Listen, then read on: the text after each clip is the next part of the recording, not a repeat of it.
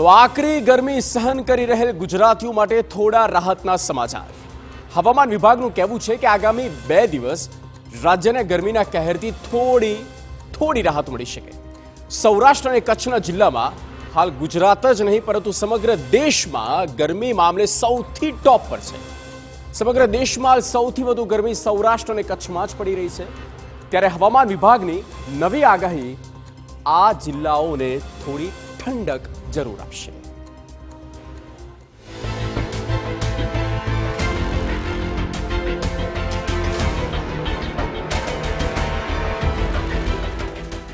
ગુજરાતમાં ગરમીનો કહેર।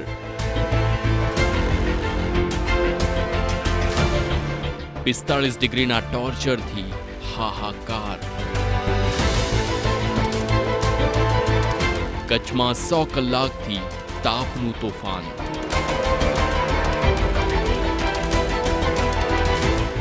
આકરી ગરમીથી સૌરાષ્ટ્રમાં ત્રાહિમામ। 24 કલાક હજુ રહેશે ગરમીનો કહેર। ગુજરાતમાં છેલ્લા 100 કલાકથી ગરમી હાહાકાર મચાવી રહી છે।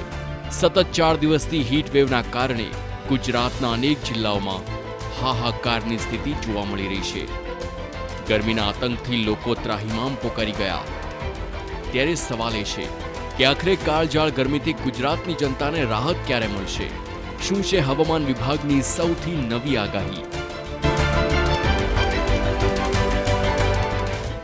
ગરમી પર હવે જે નવી આગાહી સામે આવી છે તેના કારણે આપને થોડી ઠંડક મળી શકે છે, કારણ કે આગામી 24 કલાકથી ગરમીથી થોડી રાહત મળવાની શક્યતાઓ છે।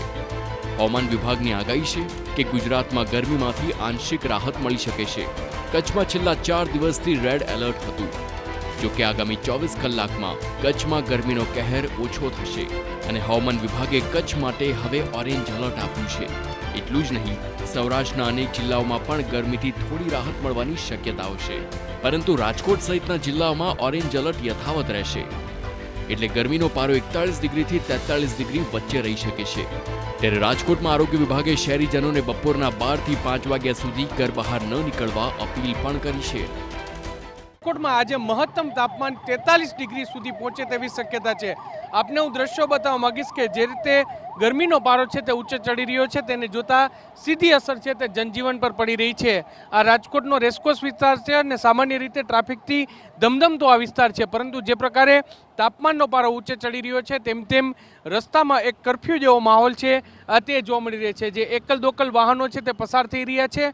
જે લોકો કામ સબબ ઘરની બહાર નીકળી રહ્યા છે તેઓ પણ પૂરતા પ્રમાણમાં પોતાનું જે પ્રિકોશન લઈ અને નીકળી રહ્યા છે। ખાસ કરીને હવામાન વિભાગે પણ આગાહી કરી છે કે આગામી જે દિવસોમાં જે રીતે ઓરેન્જ એલર્ટ જાહેર કરવામાં આવ્યું છે તેને કારણે તાપમાનનો પારો છે તે ઊંચે ચડી શકે છે અને એટલા માટે જ બપોરના 12 વાગ્યાથી લઈ અને સાંજના 5 વાગ્યા સુધી બિનજરૂરી ઘરની બહાર ન નીકળવું જોઈએ। એટલું જ નહીં, પરંતુ ઘરની બહાર નીકળતી પહેલાં પૂરતા પ્રમાણમાં પ્રવાહીનો ઉપયોગ કરવો, સુતરાઉ કપડાં પહેરવા અને આ ઉપરાંત હવામાન વિભાગે સૌરાષ્ટ્રમાં મોરબી અને રાજકોટ તથા ઉત્તર ગુજરાતમાં બનાસકાંઠા, પાટણ, મહેસાણા અને સાબરકાંઠામાં હીટ વેવનું ઓરેન્જ એલર્ટ આપ્યું છે, જ્યારે સુરેન્દ્રનગર, બોટાદ, ભાવનગર, ગાંધીનગર, સુરત અને વલસાડમાં ગરમીનું યેલો એલર્ટ આપવામાં આવ્યું છે। आज सीवियर हीट वेव टू भी आइसोलेटेड पॉकेट्स में आ सकती है कच्छ में। और गुजरात रीजन की बात करें तो अगले 3 दिन के लिए हमने आइसोलेटेड पॉकेट्स में ऑरेंज अलर्ट के साथ 2 दिन और तीसरे दिन येलो अलर्ट के साथ कुछ डिस्ट्रिक्ट्स में हमने रखा है, जैसे सूरत है, बनासकांठा, साबरकांठा, गांधीनगर, पाटन, महसाणा। और तीसरे दिन में 2 ही डिस्ट्रिक्ट्स में रखा है, बनासकांठा और साबरकांठा। રાજ્યના વાતાવરણમાં પલટો આવશે। અનેક જિલ્લાઓમાં છવાશે વાદળછાયું વાતાવરણ।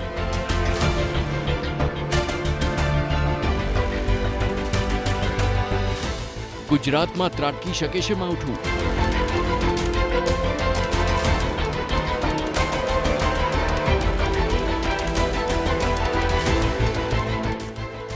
હાલ ગુજરાતમાં કાળઝાળ ગરમી પડી રહી છે, જો કે આગામી દિવસોમાં ગુજરાતના વાતાવરણમાં ફેરફાર થઈ શકે છે। ગરમીથી રાહત મળ્યા બાદ ગુજરાતના અનેક જિલ્લાઓમાં વાદળછાયું વાતાવરણ જોવા મળશે। હવામાન નિષ્ણાત પરેશ ગોસ્વામીએ ગુજરાતના હવામાન અંગેની આગાહી કરી છે। પરેશ ગોસ્વામીનું માનવું છે કે આ ગરમી હજુ પણ આવનારા 2 થી 3 દિવસ યથાવત રહેશે. જો કે આ તમામ પરિસ્થિતિ વચ્ચે આવનારા દિવસોમાં રાજ્યમાં ફરી એક વખત હવામાનમાં પલટો આવે તેવી સંભાવનાઓ છે. 18, 19 અને 20 એપ્રિલે પલટો આવી શકે છે. હવામાનમાં પલટો આવવાથી રાજ્યમાં કોઈ જગ્યાએ માવઠાના વરસાદ કે ઝાપટા પડે તેવી શક્યતાઓ દેખાતી નથી, પણ અનેક જગ્યાએ વાદળછાયું વાતાવરણ થઈ શકે છે. અત્યારે જે આશંકા દેખાઈ રહી છે કે 18 તારીખથી શરૂઆતના 2-3 દિવસ સુધી આપણે વાદળ જોવા મળી શકે છે. જો કે એ વાદળછાયું વાતાવરણ થાય તો એ 18 તારીખથી હવામાનમાં પલટો આવે અને વાદળછાયું વાતાવરણ થાય, પણ એમાં કોઈ માવઠાના ઝાપટા પડે કે વરસાદ પડે તેવી શક્યતાઓ નથી. એટલે રાજ્યમાં હવામાનમાં પલટો આવે પણ એમાં માવઠું થવાની કોઈ શક્યતા અત્યારે ચોક્કસથી દેખાતી નથી. એટલે એમાં કોઈ ડર રાખવાનો નથી. પણ હા, એક ચોક્કસથી છે કે ડર એટલા માટે છે કે શરૂઆતમાં ચૈત્રી દનૈયા જો બગડે અને એમાં જે વાદળ થઈએ તો શરૂઆતમાં જે ચોમાસું છે એ નબળું થાય આવી માન્યતા હોય છે. અત્યારે જે અલગ અલગ સેટેલાઇટના માધ્યમથી અલગ અલગ પેરામીટરો અને જે અલગ અલગ મોડેલોના અંદર જોવા જાય તો 18 તારીખથી ચૈત્રી દનૈયા ચાલુ થવાના છે અને 18 તારીખથી 2 થી 3 દિવસ સુધી એટલે 18, 19 ને 20 તારીખ સુધી રાજ્યના અલગ અલગ વિસ્તારોમાં વાદળછાયું વાતાવરણ થાય તેવી શક્યતાઓ છે. આમ આગામી 48 થી 72 કલાક ગરમી કહેર મચાવશે, પછી રાહત મળવાની શક્યતાઓ છે. રાજકોટથી મોહિત ભટ્ટ સાથે બ્યુરો રિપોર્ટ TV9.